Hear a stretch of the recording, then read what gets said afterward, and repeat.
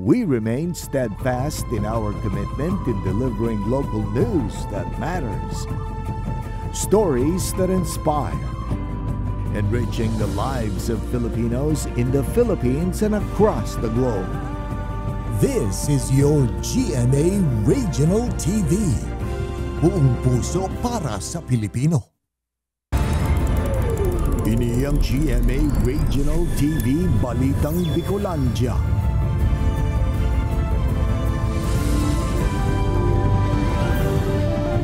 Diyos marhay na hapon mga kapuso, uni na ang Balitang Bicolandia. Hatud miyan pinakadarakula asin pinakabagong mga bareta sa Kabikolan. Kami ang tropa nin katotohanan, mahatud nin mga baretang mayong pigkikilingan, mayo nin pigpoprotehiran. Live halidigdi sa GMA Complex sa Naga City, ako po si Kate De La Vieres. Dating Senador Laila De Lima tinugutan na Kanmuntinlupa RTC Branch 206 na makapagpiyansa sa iyang matatandaang drug case matapos ang halos 7 taon na pagkakakulong. Ang mga kaganapan sa residensya kan dating senador sa syudad nin Iriga. Aramunta sa pagtutok live ni Jessica Kalinog. Jessica?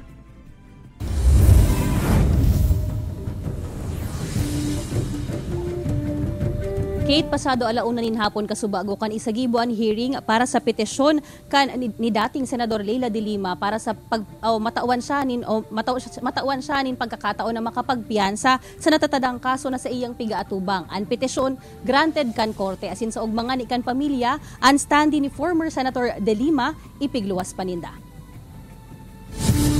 Sa lindong kan mandamiento de aresto, Pebrero taong 2017, kan makulong sa PNP Custodial Center ang kaitong senador na si Laila De Lima.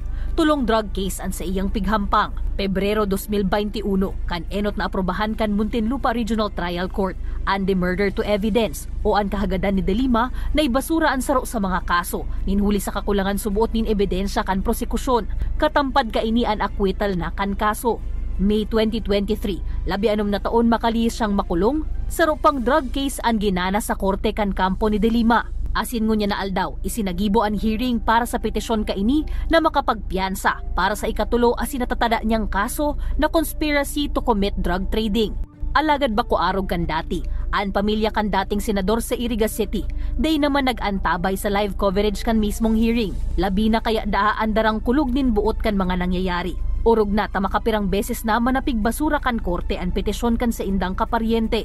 Makalihis ang labisarong oras, maray na bareta ang naresibi kan tugang ni De Lima na si Caroline. The court grants motion for bail. Bigahanap pati ni Mami. The Lord is always alive with us. Talaga, we're doing this. Perang taon na kami nagpara-prayer para sa iya, sa paglaya niya. Ngunyan, siguro, dakulong pagpasalamat kan gabos na nagsusuporta sa De Lima family. Thank you. Thank you. Para sa mga tugang asin kaparyente kan dating senador, dakulang agyat asin gabat sa buot, ang 16 na taon na pagtinir kan sa indang kaparyente sa kulungan. Urog na taaram nindang inosente ini. It's not an easy for her. Sobrang hirap pinadanas sa kanya. Pero I'm very proud. Hindi siya nag-neck brace, hindi siya nag-wheelchair. She is very, very brave. Enot namang nagpasar nin resolusyon ang sangguniang panlungsod kan Iriga City na nagtataong suporta para sa marikas na pagdangog sa kaso asin dagos na paglaya kan Irigenya asin dating senador Laila De Lima. Dahil ako sa hiling ko po, nagtrabaho lang siya ning patas tapos sa araw pa nangyari sa iya. And really, sana ma-open ang mga eyes, ang mga mata kang mga ma-hear ka yan, tari po magkaigwan ng real truth, justice po sa tuyang very own Senator Laila De Lima po. Well, I am appealing to the government and to the people who are handling the case. Sana po magkaigwan po ng fair justice, fair trial.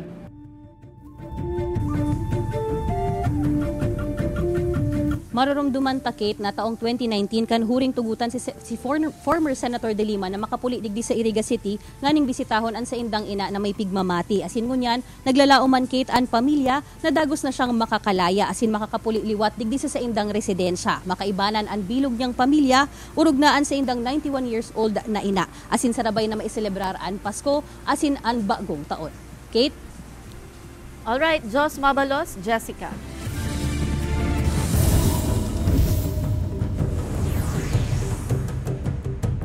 ₱20 to ₱40 kada kilo na paglangkaw sa presyo kan lokal na sibuyas sa merkado publiko kan syudad ni Naga, Nanotaran. Halangkaw na presyo abot na subuot hasta sa katapusan kan taon. Kung taano, aramuta sa report ni Chris Novello. Mantang paparanian kapaskuhan, nagpo naman na maglangkaw ang presyo kan pulang sibuyas sa merkado publiko kan syudad ni Naga. Susog sa monitoring kan Market Enterprise and Promotions Office o MEPO, asin mga paratenda ng rekado sa merkado publiko. Gikan sa dating ₱120 per kilo, naglangkaw na iningon yan sa ₱180 per kilo. Katampad man ini din ₱20 hasta ₱40 per kilong aumento. Depende sa klase mantang mantinido man, sa ₱120 per kilo ang presyo kan imported na puting sibuyas. Paubos na subot kaya ang supply kan lokal na sibuyas, nakadaklang gikan pa sa North Luzon. Dikit po ang produkto, dikit po ang supply. Pigahandalan man kan mga paratenda ang posibilidad na pagmahalpakan presyo kaini paglaog kan holiday season. December, basta ngunyang kaya, pataas talaga ka ngunya, napon pa lang ang pagtaas kan sibuyas. Palangkaw. An para bakal na si Jerry, habo na subot na mangyari na inabot niya sa ₱700 per kilo ang presyo kan sibuyas kan nakaaging taon. Tipid-tipid sa sibuyas pag medyo mahal na. Sa ibong kananotaran na paglangkaw sa presyo kan sibuyas, mantinido man ang presyo kan ibapang rekalo siring kan bawang, luya asin iba pa. Kaya ba na si Jovel Ubiso, Chris Novello, Balitang Bicolandia.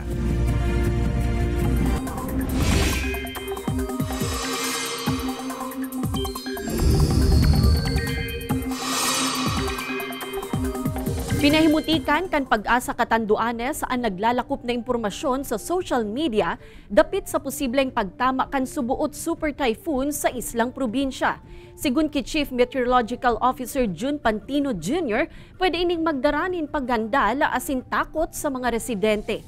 Pangapudan kay ni sa publiko na dai basta magheras nin impormasyon na dai gikan sa saindang opisina urog na kun may koneksyon sa kamugtakan kan panahon. Mientras tanto, naging bagyo na ang low pressure area na pigmo-monitor sa luwas kan Philippine Area of Responsibility. Huri ining nanotaran sa 1,540 kilometers sirangan kan southeastern Mindanao. Dara kaini ang kusog nin duros na 45 kilometers per hour asin pagbugso na maabot sa 55 kilometers per hour. Pasirangan ang paghiro kaini sa rikas na 20 kilometers per hour. Sigun sa Pag-asa, posibleng maglaog ini sa PAR sa Miyerkules o Huwebes asin naapudon sa local name na Kabayan. Posibleng tumbukon kay ni ang sirangan parte kan Visayas, alagad padagos ta iyang tututukan para sa mga pagbabago sa mga masunod na aldaw. Mayo pang epekto sa nasyon ang nasambitan ng bagyo, alagad padagos ang pagdanay kan shearline asin duros amihan. Basado sa datos kan Metro Weather, may tsansa nin uran sa Camarines Provinces, Albay, Catanduanes, asin Sorsogon. Pinag-iingat man ang iba pang parte kan nasyon, huli ta may tsansa manin pag-uran sa iba pang lugar sa Luzon, Visayas, asin Mindanao. DA Bicol nagaandam na sa posibleng epekto kan piga-antisiparang raot kan panahon. Mga paraoma asin paratanom sa rehiyon, pigaan kaminar na amay ng gusion ang sa indang mga pananom. Ang detalye sa report ni Jessica Kalinog. Tuyong huring kwarto kan taon, iyon kritikal na panahon sa Bicol Region. Inhulitaan mga bagyo, pasiring sa rehiyon ang direksyon. Ang Department of Agriculture Bicol nagaandam na para sa epekto kan piga-antisiparang bagyo na posibleng maglaog sa Philippine Area of Responsibility. Kasabay kainian sa indang abiso sa mga paraoma na magpreparar asin magpasiguro na. Kudaan paroy, 80 to 85% ng hinog pwede na subuot ining gusihon. Siring man na pwede nang anihon an mais kun alang na an balat asin matagas na an bunga. Pati an mga tanom na gulay asin prutas dapat man subuot na agapan na. Mantangan mga atamang hayop, ilag na sa masalbadong lugar nganing maibitaran na madanyeran kan posibleng pagbaha. Asin day man malingaw na mag-file nin crop insurance, nganing may makuha ang asistensya sa gobyerno, oras na maapektaran kan raot nin panahon ang mga pananom o ataman.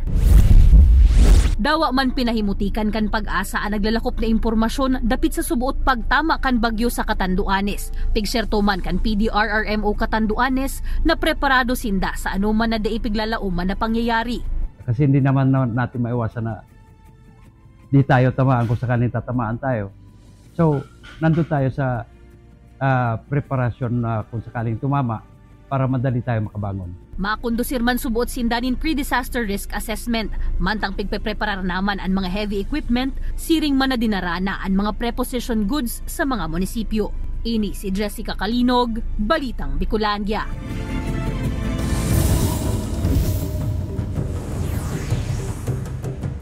Sarong juvenile Philippine Hawk Eagle ang matrayumpong na-rescue harani sa salog kan barangay Magsaysay, Bulan, Sorsogon.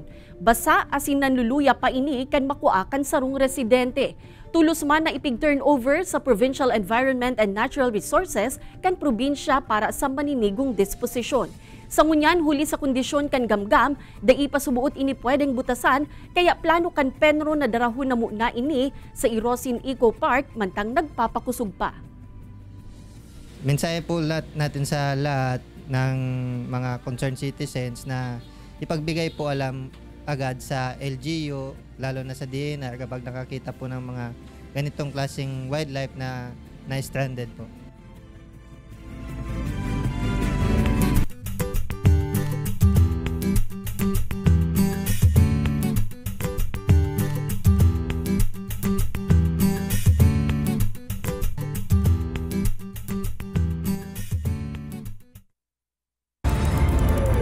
Ini ang GMA Regional TV Balitang Bicolandia.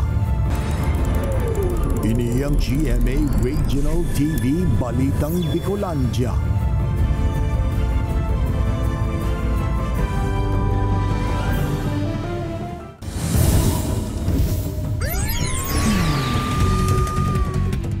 Gadanan sarong lalaki makalis maligis nin tren sa barangay Bagong Bayan, Owas, Albay. Sa inisyal na investigasyon kan mga otoridad, antes mangyari ang aksidente. Nahiling subuot kan mga residente ang biktima nagkaroon nakainom nin arak.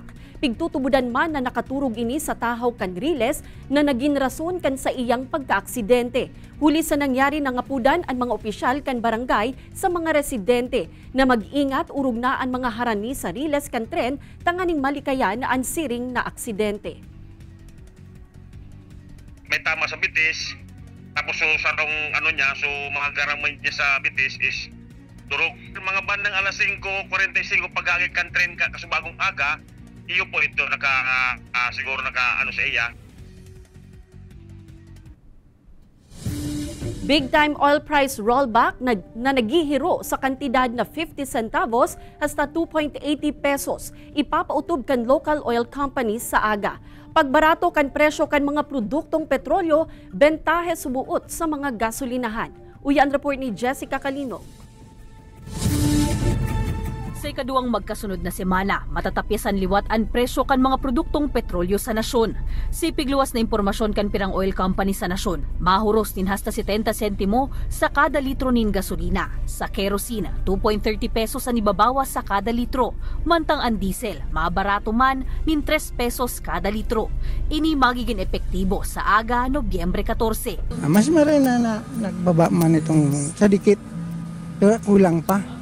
Dapat nga ni mag 30 ang prodo.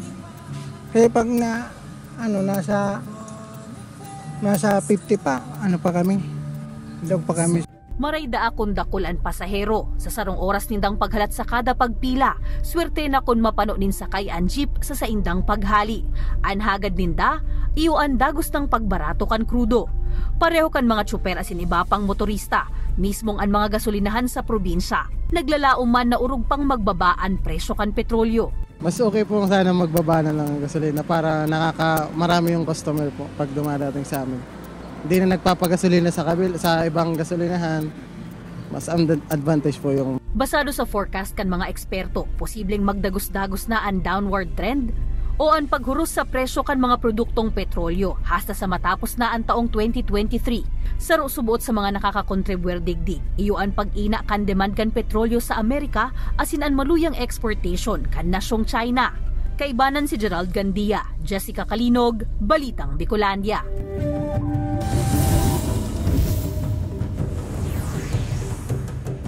Dagundong o rumbling sounds liwat na nanutaran sa Bulkang Mayon. PHIVOLCS nagrekomenda na i-evacuar ang mga nasa 6-kilometer permanent danger zone, alagad nasa LGU Mangiraray ang pinal na desisyon. Uya ang report ni Rosie Nieva. Haros pirang banggi na subuot na nadadangog kan mga residente sa pirang banawaan sa Albay ang rumbling sound o dagundong gikan sa Bulkan Mayon. Kaya ang mga residente kan barangay Kirangay sa banawaan kan Kamalig na nasa loob kan 6-kilometer permanent danger zone. Permisa nang nakapreparar ang mga gamit nganing in kaso bigla sindang paibakwaron, madali na sana ang paghali. Natatakot man sirta.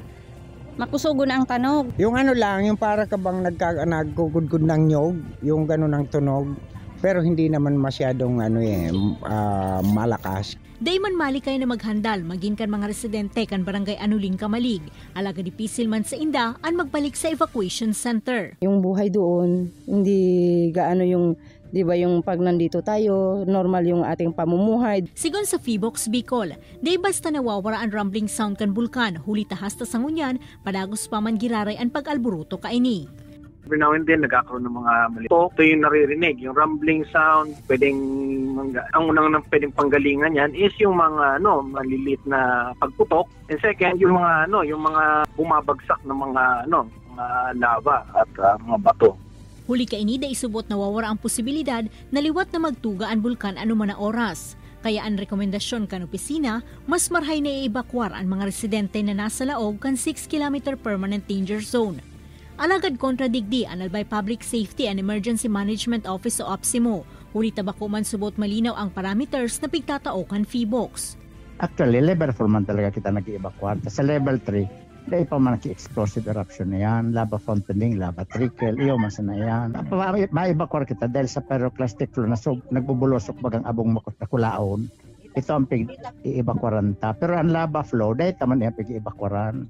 Sa ibong kanina sa LGU Mangiraray subot ang desisyon kung susunodon ang nasambitan ng rekomendasyon. Alagad pagirumdom kan mga otoridad, pirming mag-ingat asin maging alerto sa gabos na oras. Ini si Rosie Nieva, Balitang Bicolandia. Aki kan sarong meat vendor sa Labo, Camarines Norte, nag-ikatulo sa pharmacist licensure examination ngunya na taon. Bistunta siya sa istoryang ini. Bakong rason ang kapagtiosan nga ning dai magtrayumpo sa buhay. Iniandarang inspirasyon ni Jadale Alim kan banwaan nin Labo, Camarines Norte, makalis magtapos sa top 3 sa pharmacist licensure examination ngunya na taon. Sigon ki Jadale, dai niya hunaon na sa 4,000 na mga nag-take ning exam, magiging pantulo siya sa may pinakahalangkaw na marka. Ewan ko po pero gusto ko po mag-aral. I feel fulfilled kapag maganda yung performance ko sa school. And sa feeling ko po talaga doon ako nare-recognize. Kaya ginagawa ko po talaga yung best ko. Daiman mali kayang maging emosyonal kan sa iyang ama na si Roman Yanesa. Hulita nagbunga subuot an sa iyang mga sakripisyo asin pagtios para sa na maabot kan sa iyang aki an sa iyang pangaturugan. Nung maliliit pa sila, nagkukupra ko na mamasada bago napapunta kami dito sa palengke. Tapos, di walang ginagawa, utang dito, utang doon, para lang maiahon sila lahat. Pangarap ni Jadale na maging sarong neurosurgeon pag-abot kan panahon. Maut niya na maabot ang pangaturugan na ini, nganing makatabang sa namamanwaan, urog na sa saindang sa diring banwaan. Alagad sa ngunyan, plano muna ni Jadale na magtrabaho para makatipon. Nagagastos niya para sa pagbabalik sa pag-aadal sa kursong medisina. Ini si Rosie Nieva, Balitang Bicolandia.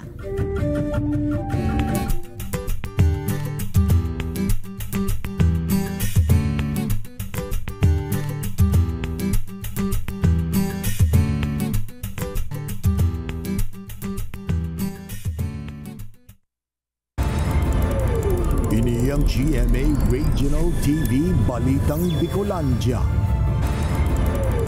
Ini ang GMA Regional TV Balitang Bicolandia.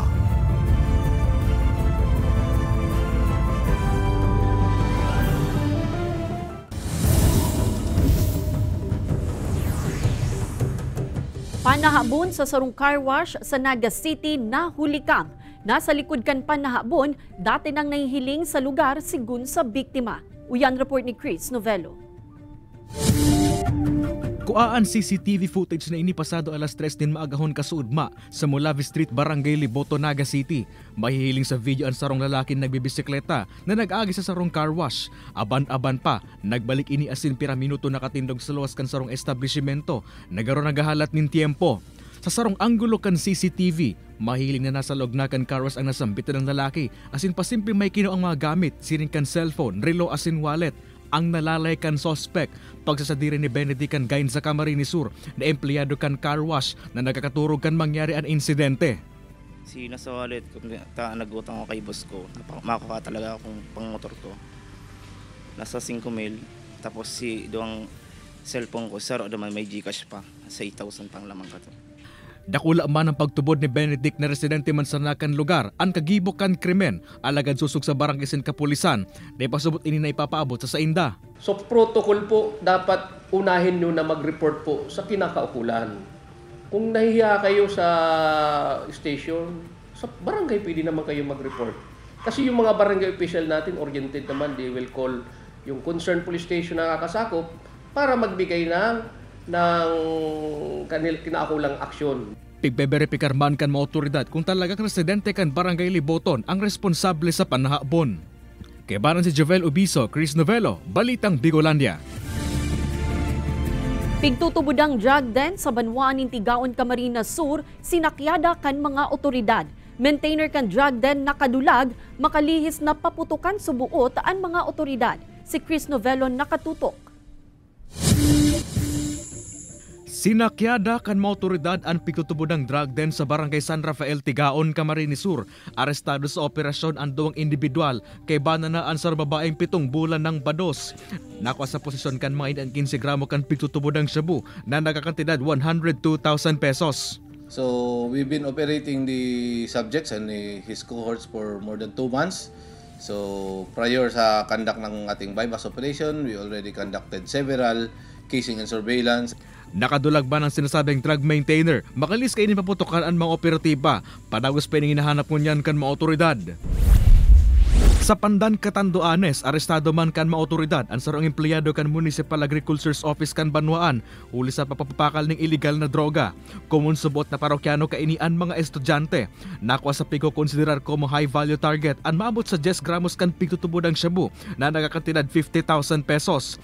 Sangon yan, nasa kustodiya na kan mga otoridad ang mga nanakop na sospek sa magkasuhay na operasyon. Kebalan si Gerald Gandia, Chris Novelo, Balitang Bigolandia.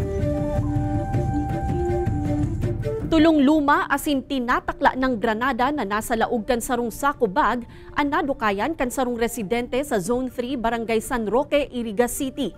Susog sa istorya kan nagrespondeng barangay tanod na si Jose, piggakod kan residente ang sa iyang atamang baka sa haraning puon nin Batag. Kan mahiling kaini ang sako bag na kan sa iyang bukasan mga granada ang laog. Ruminayo subot ini asin naghagad nin asistensya sa mga otoridad. Siring kaini ang abiso kan mga otoridad sa publiko na kung day pamilyar o may mahiling na kaduda-dudang gamit sa palibot, day ini paghiruon asin tulos ng maghagad nin asistensya sa mga nanunungdan. Sa ngunyan nasa kustodiya na kan Camarines Sur Provincial EOD K9 Unit ang mga lumang granada para sa magkakanigong disposisyon. Pag igwang nahiling na arog kayan o explosive na delikado, magdigdi sa barangay hall or may igwang mga opisyal, barangay opisyal, kung bako man magdirekta sa PNP po, sa otoridad po. Iyo po, dahil paghiroon para safe kitang. Mga nagkandidato kanakaaging barangay asin SK elections, ruso na sa COMELEC nagatanganing magsumitir nin Statement of Contributions and Expenditures o SOSE. COMELEC nagpagirumdum sa mga nagkandidato na hasta sa Nobyembre 29 na sana ang pagsumitir kaini. Uyan report. Duwang simana makalis ang barangay and SK elections. Ruso na sa COMELEC nagaan mga nagkandidato para magsumitir kansed ng Statement of Contributions and Expenditures o SOSE. Ang iba sa mga ini nahaluyan sa kinakaipuhan na rekisitos mantangan iba. Inabutan subot in cut-off kanakaaging Biyernes kaya ngunya na sana nagsumitir ning SOSE. Si Kadaklando man si sa pagpanotaryo sa attorney ta medyo dakol-dakol kaya medyo nahali-haluyan. Ta piglog mi alas 2 tapos alas 4. Dapat ko ta namay-amay para kang Friday natapos ako po iniyo. Poon pasubuot ka nakaaging simana, nagruso na sa opisina ang mga masumitir ning sose o ang financial report ka na kandidato o political party sa daresibik inin donasyon o naging gastos kan sarong kandidato sa pirilian. Mientras tanto, nakatalaan naman sa agan oath-taking kan mga nanggana sa nakaaging pirilian sa Naga City. Talo po sa mga nanggana, requirement po kang DILG na proof of filing of SOSI bago sinda maka-assume ning office sa indang duty. Sa Nobyembre 29 na anhuring aldaw kan pagsusumitir kan sose o sarong bulan makalis an pirilan, ganaman o daog an sarong kandidato. Kay banan si Jovel Ubiso, Chris Novelo, Balitang Bicolandia.